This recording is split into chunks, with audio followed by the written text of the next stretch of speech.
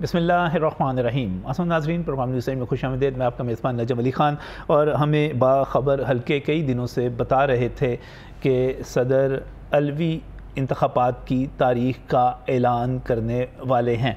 बाख़बर हल्के जब ये ख़बर दे रहे थे तो उसके साथ ये भी कह रहे थे कि प्रेसिडेंट जो हैं वो इस वक्त एक अबूरी हैसियत में हैं, क्योंकि 9 सितंबर को उनके ओहदे की आइनी मियाद ख़त्म हो चुकी हुई है और इस वक्त वो आइन की एक शिक के तहत, जिसके तहत अगले सदर के इंतख़ाब तक उन्होंने सदर के ओहदे पर रहना है। लेकिन अगर वो उस ओहदे पर नहीं रहते तो चेयरमैन सेनेट भी उस ओहदे पर आ सकते हैं।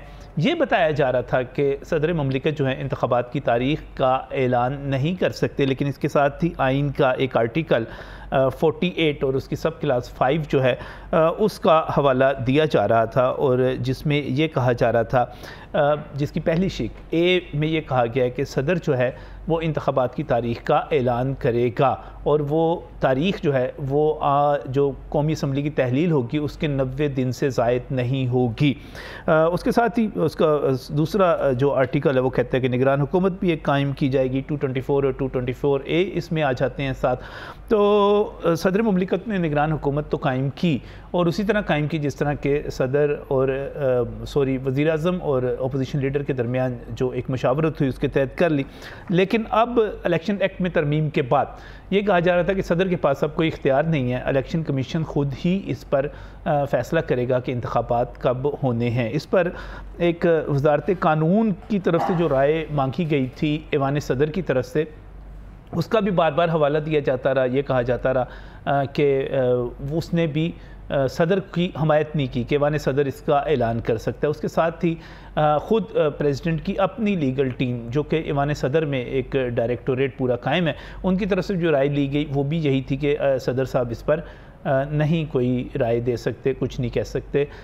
इस पर डेट हतमी तारीख जो है इलेक्शन कमीशन ही देगा। कुछ आज़ाद कानूनी माहिरीन का भी ये कहना था। लेकिन जब हम 48 आइन के आर्टिकल 48(1) की बात करते हैं तो उसमें चूँकि ये आइन की जितनी दफ़ात है, हम आर्टिकल 41 से शुरू कर लें, ये सारी की सारी वफाक से डील करती हैं, फेडरेशन ऑफ पाकिस्तान से डील करती हैं, सदर से मतलब ही हैं। तो उसमें ये भी था कि उसकी जो पहली क्लास थी वो ये थी कि सदर जो है वज़ीर आज़म की एडवाइस पर अमल करेंगे, अगर इसके ख़िलाफ़ वो नहीं जा सकते।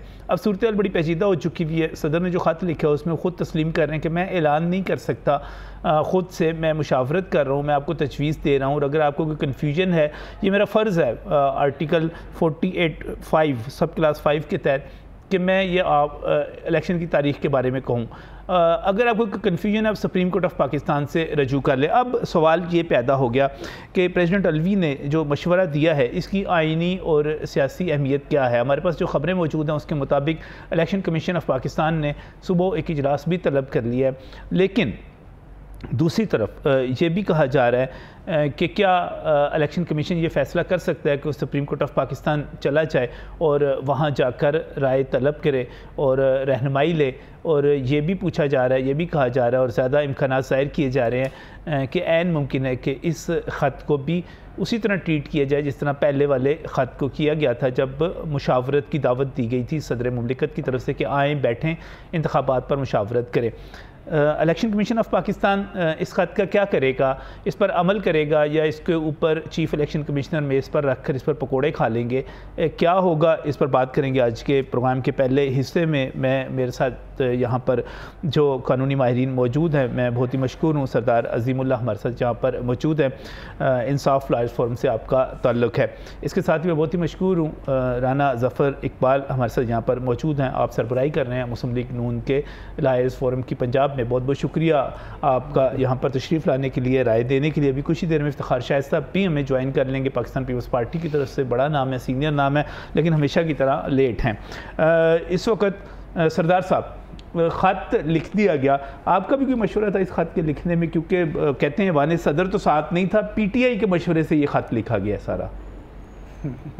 ये तब लोगों को इल्हाम हो जाते हैं, पता नहीं कहाँ कहाँ से। अच्छा, तो क्या ये जो ख़त लिखा गया ये इलेक्शन कमीशन इस पर अमल करने का पाबंद है?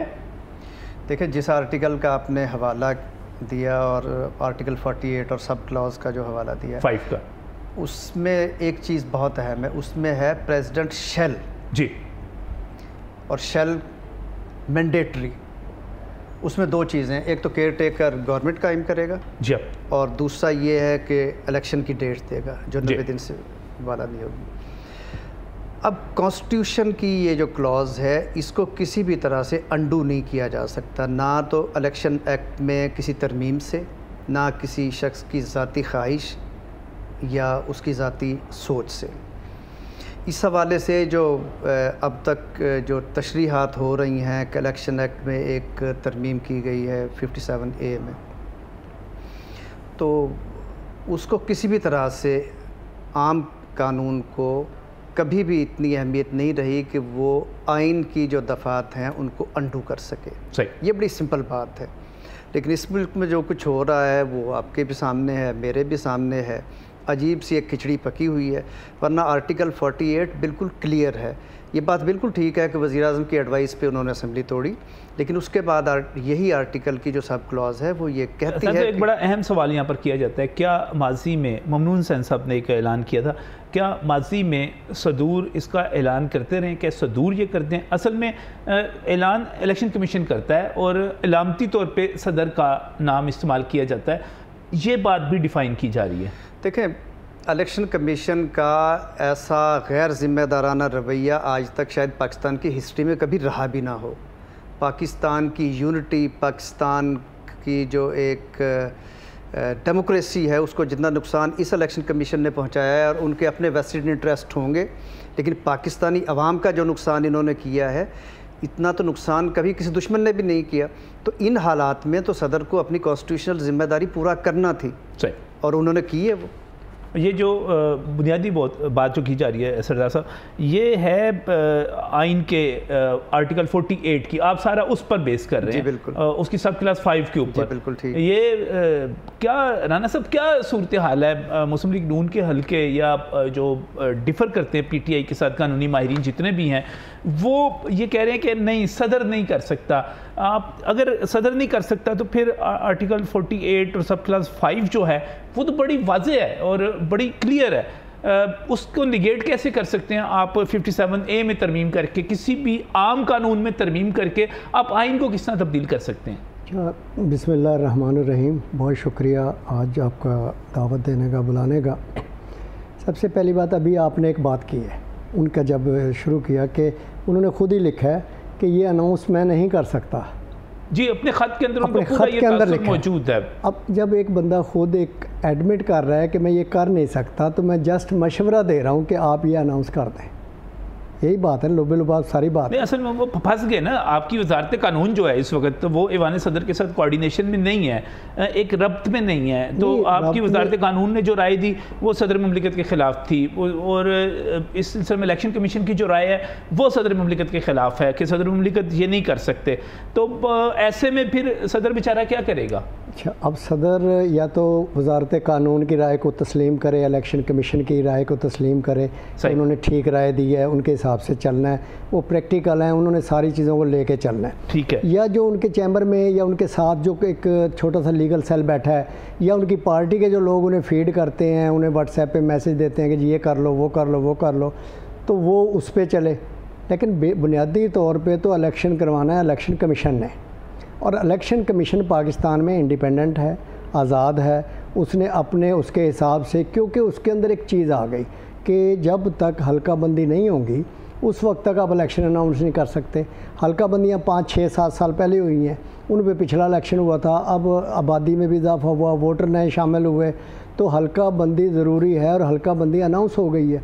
फिर एक और बात है कि आपकी जो मेन पिछली हुकूमत थी उसमें सारे वज़राए आला और हमारे वज़ीर-ए-आज़म और सारी कैबिनेट की जो सलामती कौंसिल या कौन सी कौंसिल है, उस कौंसिल ने फैसला किया कि नहीं, इलेक्शन जो है ना हल्का बंदी के बाद होंगे। कौमी सलामती कमेटी की तरफ से भी ये चीज़ हुई थी, वहाँ पर भी होता है। इससे पहले जो मुश्तरका मफादात चारों वज़राए आला भी शामिल हुए थे, उसमें ये फैसला, उन्होंने भी मुतफ़िका फैसला हुआ, एक बंदे ने भी उसमें डाइसेंटिंग नोट नहीं दिया। उन्होंने कहा जी नहीं, हल्का बंदी पहले करें। पीपल्स पार्टी के वज़ीर आला ने भी दिया, इफ्तिखार साहब होते तो मैं उनसे पूछ लेता। पीपल्स पार्टी के वज़ीर आला मुराद अली शाह साहब ने भी कहा कि आप नई मरदमशुमारी पर जाएंगे, उसके बाद हल्का बंदियाँ, सारा कुछ उन्होंने तय कर। आज पाकिस्तान पीपल्स पार्टी जो है, खासतौर पर बिलावल भुट्टो जो है, वो तो 90 दिन के इंतखाबात की रट लगा रहे हैं, वो कह रहे हैं होने चाहिए। वो तो एक बयानिए के तौर पर लगा रहे हैं। जो उनका बंदा था, मतलब अथॉरिटी थी, CM उनका, वो बीच में मौजूद था, उस वक्त कह देता कि जी मैं इससे इत्तेफाक नहीं करता, लेकिन उन्होंने उससे इत्तेफाक किया। आपका ये ख्याल है इलेक्शन कमीशन जाएगा सुप्रीम कोर्ट ऑफ पाकिस्तान के पास, उसे जाना चाहिए? नहीं, देखें कल इलेक्शन कमीशन की मीटिंग हो रही है। जी हाँ, कल वो अपनी मीटिंग में डिसाइड करेंगे कि इस लेटर की बुनियाद पे हमने जाना है या जस्ट, वो कहते हैं मेरा अख्तियार नहीं है, मैं तो आपको मशवरा दे रहा हूँ। सही। और मशवरे पे किस हद तक इम्प्लीमेंट करना है।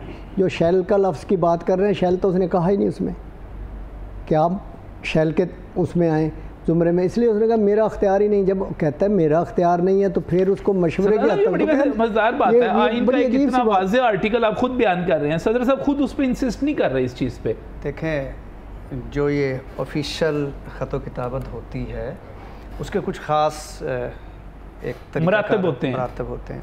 उन्होंने कभी ये बात नहीं की, ना इस ख़त में लिखा है उन्होंने कि मेरा इख्तियार नहीं है। अच्छा, उन्होंने ये नहीं लिखा, ठीक है, लेकिन उन्होंने बाकायदा तौर पे अनाउंस भी नहीं किया, वो तजवीज़ पे गए हैं, मशवरे पे गए हैं। दूसरी बात ये है कि जो काउंसिल ऑफ कॉमन इंटरेस्ट की बात की जा रही है, उस इजलास की क्या वैल्यू है जिसमें ऑलमोस्ट 70% पाकिस्तान की नुमाइंदगी केयर टेकर कर रहे थे, उस इजलास की क्या वैल्यू है।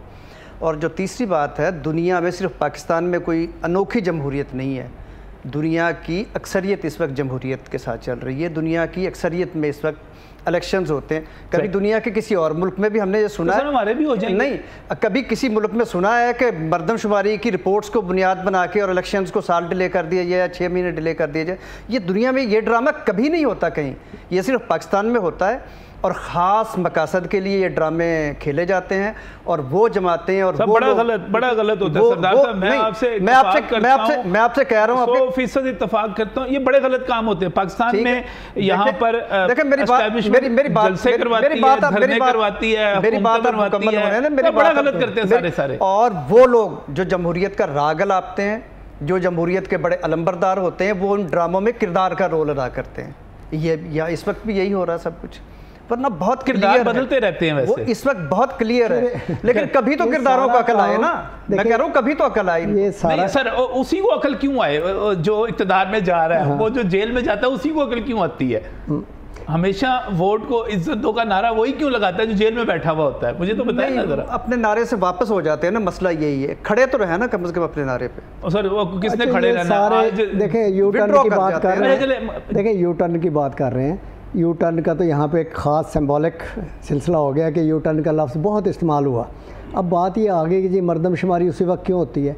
भाई 4 साल हुकूमत की, क्या आपने प्लान किया कि नेक्स्ट ईयर इलेक्शन है, हम उस पर काम करें? एक मिनट, आपकी हुकूमत ने, पाकिस्तान तहरीक इंसाफ की हुकूमत ने यह ऐलान किया था कि अगले इंतखाबात जो होंगे नई मरदमशुमारी पर होंगे, लेकिन हमारी हुकूमत ने यह कब कहा था कि इस बात को बुनियाद बना के इलेक्शन को डिले कर दिया जाएगा। देखिए दो चीज़ों को मिक्स ना करें हम। ये ठीक हो गया। आप नहीं, मेरी बात सुने ना, तो ये हो गया। सीसीआई ने गलत फैसला कर दिया, लेकिन कहा तो आपकी हुकूमत ने था ना। ये कहा था तो हम मरदमशुमारी को उस वक्त तक मुकम्मल करवा लेते।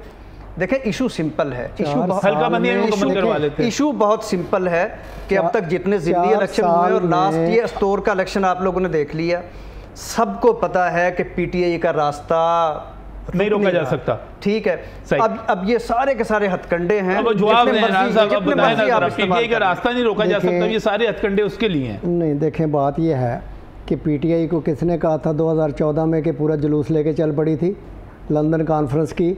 मैं ताहिरुल कादरी साहब को साथ मिलाया और जाके 126 दिन के लिए बैठ गए। मतलब आप किसने कहा था? निकाल रहे हैं ना, कॉन्स्टिट्यूशन की तो कोई बात ना। किसने कहा था? उसे किसने कहा था कि 126 दिन के लिए बैठ गए? ना करें, आप तो अपने पुराने वही मैं मुल्क की बात कर रहा हूँ, मुल्क की बात कर रहा हूँ। कॉन्स्टिट्यूशन भी है मुल्क का, मुल्क कॉन्स्टिट्यूशन के तहत ही चल रहा है, कोई ऐसे हवा में तो नहीं चल रहा। कॉन्स्टिट्यूशन के तहत 90 दिन में इंतखाबात होने चाहिए, 90 दिन में इंतखाब होने चाहिए। अब उसके साथ और चीज़ें भी आ जाती हैं कि अगर ऐसा हो जाए तो फिर वो डिले भी हो सकता है। पहले भी हुए, कोई पहली दफ़ा तो नहीं डिले हुए। तो बात असल ये है कि मरदमशुमारी इनके ज़िम्मे थी, इन्होंने नहीं की। हल्का बंदियाँ इन्होंने करानी थी, इन्होंने नहीं कराई। अब सारी चीज़ें ना करा के और नतीजा ये आया कि जब हुकूमत आई तो देखें जेन्युइन क्या है, लोगों को उनका हक, बुनियादी हक मिलना चाहिए। वो ये है कि मर्दमशुमारी हो और उसके मुताबिक हल्का बंदी हो और फिर वो वोट डालें और उस वोट के नतीजे में हुकूमत बने। अब ये तो कोई बात नहीं, ये कह दें जी पुरानी हल्का बंदी जब 12 करोड़ की आबादी थी पूरे मुल्क की, उसके ऊपर कर दें हम, ऐसा तो नहीं हो सकता। तो इलेक्शन कमीशन ने कोई ना इलीगल काम किया ना गैर आइनी काम किया।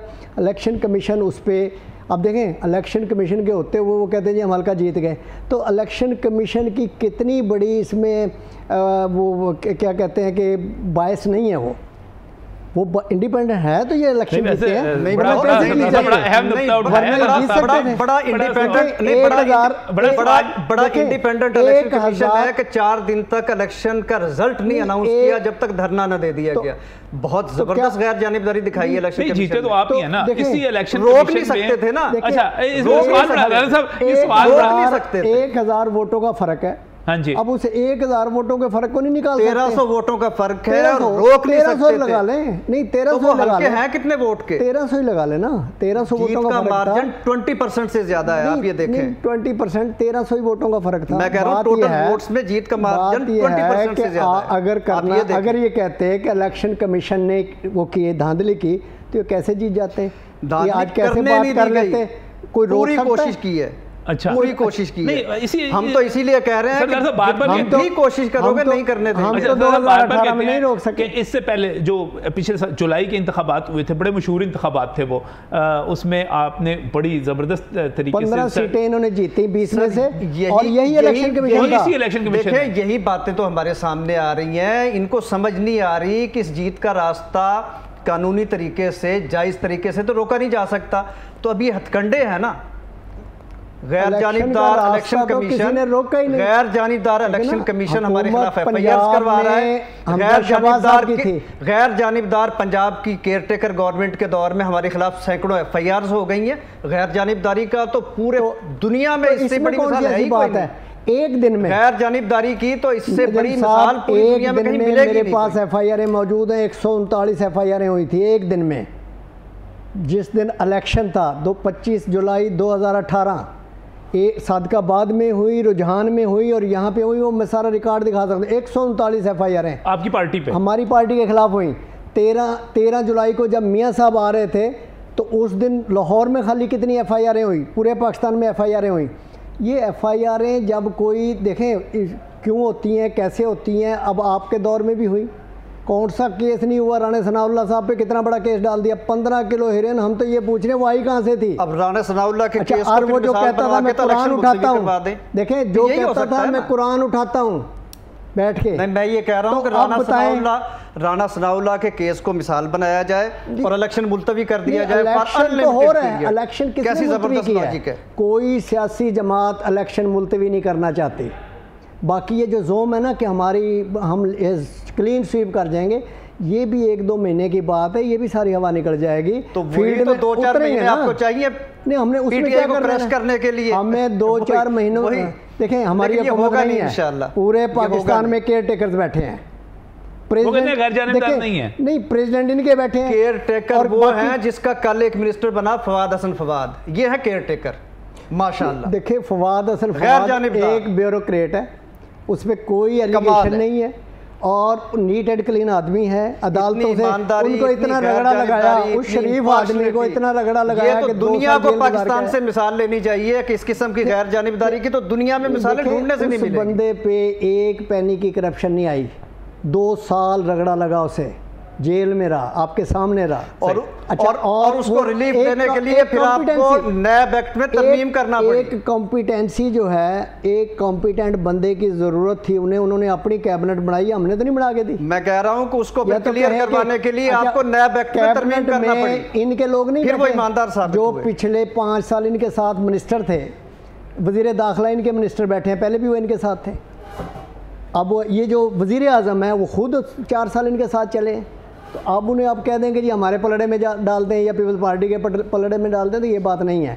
बात ये है फवाद का मुस्लिम लीग नून से कोई ताल्लुक नहीं सर, मुस्लिम लीग नून से उसका कोई ताल्लुक नहीं। उसका क्या ताल्लुक है? वो एक ब्यूरोक्रेट था, उसने काम किया और ब्यूरोक्रेट्स भी काम कर रहे हैं। हाईलाइट इसलिए हो गए, नहीं हाईलाइट इसलिए हो गए कि शहबाज शरीफ साहब को फंसाने के लिए उनमें प्रेशर डाला, उन्हें पकड़ा गया, इन्वॉल्व किया गया, उन्होंने गवाहियां नहीं दिया कि वो उन्होंने गवाह नहीं बने, वो मसूद महमूद नहीं बने, फ़र्क सिर्फ इतना है, वो मसूद महमूद नहीं बने। अच्छा, वरना वो एक प्रोफेशनल ब्यूरोक्रेट हैं, उनका प्रोफेशनल ब्यूरोक्रेट है, उनका पार्टी सियासत से कोई एक ताल्लुक बता दें, एक सियासी बयान दिखा दें उनका, कोई वो कहना है कि सियासी बयान दिखा दें, सियासी बयान दिखाया ना, उन्होंने काम किया है, देखें उन्होंने काम किया और आपका काम देखें, इतने सच का जवाब दिया ही नहीं जा सकता। नजम साहब देखिए, जरूरत से ज्यादा सच। नजम साहब आपने यहाँ देखा लाहौर और पंजाब की क्या सूरत हाल रही, बाकी सूबे भी देखे, KPK को भी देख लें, जहाँ 15 साल के 10 साल वापस आते हैं सर, वो खत के ऊपर वापस आते हैं। मशकूर इफ्तिखार शाह साहब ने भी हमें यहाँ पर ज्वाइन किया प्रोग्राम में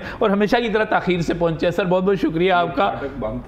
इकबाल हमेशा क्या ट्रेन गुजरी, अच्छा फाटक बंद था और पीपल्स पार्टी को तो देर नहीं हो रही अभी कोई?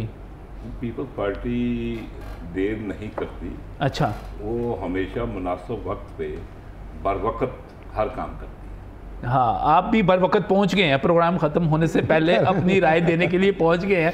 उसमें एक बात हो रही है जी, सुप्रीम कोर्ट जाने का मशवरा दिया गया है, क्या आप समझते हैं कि जाना चाहिए इलेक्शन कमीशन को सुप्रीम कोर्ट से राय लेने के लिए, नहीं जाना चाहिए? ये तो सदर के पास भी इख्तियार है कि किसी मामले में अगर वो समझते हैं, वो कहते हैं कि अबूरी सदर नहीं रेफरेंस भेज सकता। नहीं, किस जगह पे लिखा हुआ कि अबूरी सदर? ये एक बड़ी तशरीह अजीब है कि ये तशरीह भी की जाती है कि आप पूरे आर्टिकल 41 से शुरू करें और नीचे तक जाएं, तो वहाँ पर कहीं नहीं लिखा हुआ कि सदर और अबूरी सदर में कोई फ़र्क होगा। ये बात कहीं डिफाइन नहीं की गई। लिखा हुआ है कि नेक्स्ट सदर के इंतखाब तक सदर ममलकत काम करेंगे, सिंपल है ना। वहाँ ये तो नहीं लिखा कि इस टेन्योर से इस टेन्योर के दरमियान ये नहीं। अब तो वैसे कोई फ़र्क महसूस होगा आपको? मैं एक सर राय ले लूँ, काजी फायज़ ईसा आ जाएंगे चीफ जस्टिस के तौर पर, अभी घंटों की बात रह गई है, तो कोई फ़र्क पड़ेगा? मैं तो ये कहता हूँ कि इस पिछले टेन्योर में सुप्रीम कोर्ट की जो बेतौकीरी हुई है, अल्लाह करे कि आइंदा ऐसा ना हो। पिछले दौर में ये जो उमर अता बंदियाल साहब का दौर था, बेतौकीरी हुई है। बेतौकीरी हुई है सर, किस तरह बेतौकीरी? पीटीआई क्यों समझती है कि सुप्रीम कोर्ट की बेतौकीरी हुई है? दुनिया जहान में कोर्ट्स को उनकी एग्जीक्यूशन के लिहाज से रेट किया जाता है। आप फैसला कर लें और वो रद्दी की टोकरी बन जाए, उस फिर फैसले की कोई वैल्यू नहीं रहती। और जो कोर्ट अपने फैसलों को मनवा ना सके, फिर वो उस कोर्ट के बारे में अवाम क्या सोचेंगे, पब्लिक क्या सोचेंगे? खुश नहीं है उमर अता बंदियाल साहब से? मैं पीटीआई या किसी और जमात के से हट के बतौर कानून के एक तालिब इल्म के बात कर रहा हूँ। ये बहुत सिंपल बात है। नहीं, उन्होंने पूरी कोशिश की इलेक्शन करवाने के लिए, डेट दी पंजाब के इंतखाबात के लिए। अगर चीफ जस्टिस ऑफ पाकिस्तान भी ये कह ले कि मैंने कोशिश की है और मैं करवा नहीं सका, उनके पास बहुत सारे इख्तियार हैं। कंटेम्प्ट ऑफ कोर्ट का भी उनके पास इख्तियार। आप नाराज़ हैं कि कंटेम्प्ट ऑफ कोर्ट नहीं की गई? क्योंकि कहा जा रहा है कि अगर बंदियाल साहब कंटेम्प्ट ऑफ कोर्ट की कार्रवाई शुरू करते तो शहबाज शरीफ साहब इसमें निकल सकते थे, फारिग किए जा सकते थे। मुझे किसी शख्सियत के हवाले से भी आना था ना, कोई बात नहीं करनी, लेकिन सिंपल बात यह है कि अगर कोर्ट एक फैसला करती है और वो अपने फैसले को पूरा नहीं करवा सकती, इंप्लीमेंट नहीं करवा सकती, तो फिर क्या कहा जा सकता है? यानी कि इलेक्शन नहीं करवा सके, जो मर्जी कह ले। नहीं, वो समझने की कोशिश कर रहा हूँ ना कि वो इलेक्शन नहीं करवा सके। बिल्कुल ऐसा ही है। और इमरान खान साहब भी जेल में हैं, उनको भी बाहर नहीं ला सके। नहीं, देखें वो केसेस भी जाहिर हम कानूनी फ्रंट पे लड़ रहे हैं। नाराज़ है पीटीआई, बंदियाल साहब से खुश नहीं है? नहीं, मैं ये कह रहा हूँ कि जिस किस्म का तासुर इनके दौर में गया है सुप्रीम कोर्ट का, तो वो कोई सुप्रीम कोर्ट के तासुर को बेहतर तो नहीं किया उसने। क्या करते वो? डंडा लेके निकल आते बंदियाल साहब? नहीं, कॉन्स्टिट्यूशन का जो डंडा है, कॉन्स्टिट्यूशन का जो इख्तियार है, वो पाकिस्तान में सबसे बड़ा इख्तियार। उन्होंने कॉन्स्टिट्यूशन का इख्तियार इस्तेमाल नहीं किया मेरे ख्याल में नहीं किया। उमर अता बंदियाल साहब ने जो आईनी इख्तियार थे उनको इस्तेमाल नहीं किया। जहाँ उन्हें करने चाहिए थे वो नहीं कर वो तो सारी नून लीग, पीपल्स पार्टी, PDM और JUI, वो बल्कि JUI तो धरना लेके पहुँच गई थी, वो सारे कहते हैं वो तो आपके साथ थे। चले, ये तो कोई भी आदमी कोई बयान दे ले, लेकिन मैं जो बात कह रहा हूँ वो आपके प्रोग्राम में कह रहा हूँ कि इतनी बेतौकीरी कभी नहीं सुप्रीम कोर्ट की हुई। ये PTI देखें, बंदियाल साहब जा रहे हैं, आप नून लीग ने तो बुरा कहना ही कहना है, पीपल्स पार्टी भी पता नहीं क्या कहेगी क्या नहीं कहेगी, JUI भी कहेगी, उनके खिलाफ होगी, PTI भी उनकी तारीफ नहीं करेगी। अगर इलेक्शन कमीशन के किसी छोटे से छोटे मुलाजिम को भी कंटेम्प्ट ऑफ कोर्ट का नोटिस दिया जाता ना, तो आज ये जिस किस्म के झगड़ों में, तनाज़ों में हम पड़े हुए हैं कि डेट कौन देगा कौन नहीं देगा, डेट कब देनी है, क्यों देनी है, 6 महीने लेट होने, साल लेट होने, ये सारी कंट्रोवर्सीज इस कौम के सामने ना आती। उमर अता बंदियाल साहब कोशिश करते तो अपना आईनी इख्तियार इस्तेमाल कर सकते थे।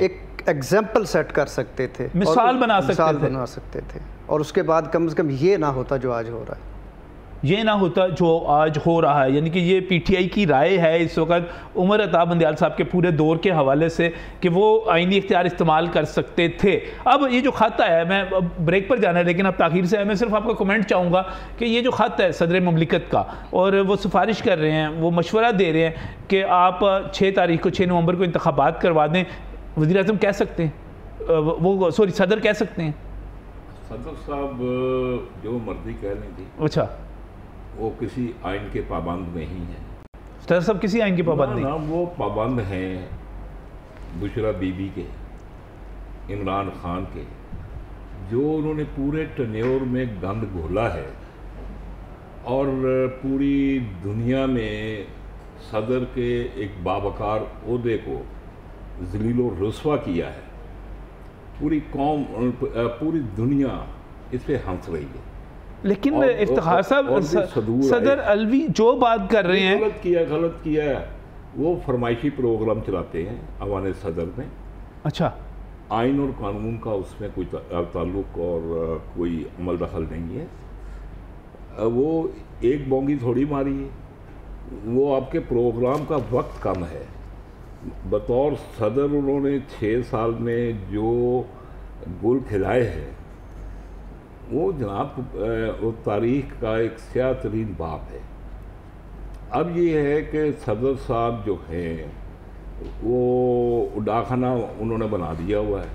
इफ्तिखार साहब मुझे एक बात बताइएगा, सदर अलवी जो बात कह रहे हैं कि ये 90 दिन के अंदर इंतखाबात करवा दें, यही बात बिलावल भुट्टो भी कह रहे हैं, बिलावल भुट्टो जरदारी भी वही बात कह रहे हैं, सदर अलवी भी वही बात कह रहे हैं। तो इसमें फिर हुक्म बुशरा बीबी का चल रहा है या बिलावल भुट्टो का चल रहा है? बिलावल भुट्टो साहब ये कहते हैं कि election commission has the authority to announce the election date. ठीक, इलेक्शन कमीशन करे। ये रिसेंटली अमेंडमेंट्स हुई हैं। नहीं, बात तो एक ही है ना, टारगेट तो एक ही है, 90 दिन में इंतखाबात। टारगेट की बात अलवी साहब का और बिलावल साहब का टारगेट एक नहीं है। नहीं, अलवी साहब किसी और प्रोग्राम में, उनके आखिरी ओवर चल रहे हैं, ठीक है जी। अच्छा, स्कोर उनसे हुआ कुछ नहीं है। अब वो उल्टी सीधी हिटे मार के कहते हैं कि शायद मैं कोई स्कोर कर लूँ। स्कोर जो उन्होंने करना था वो सबके सामने है। चलें, ठीक है। तो मैंने आपकी राय बीच में शामिल कर दी थी, मुझे एक ब्रेक की तरफ जाना, ब्रेक से वापस आएंगे तो मियां नवाज शरीफ की वापसी का ऐलान हो चुका है। 21 अक्टूबर को शहबाज शरीफ साहब ने अनाउंस किया कि वो लाहौर में लैंड करेंगे। लाहौर में लैंड करने के बाद वो कहाँ पर जाएंगे, जेल जाएंगे या जाती उम्रा? इस ब्रेक के बाद।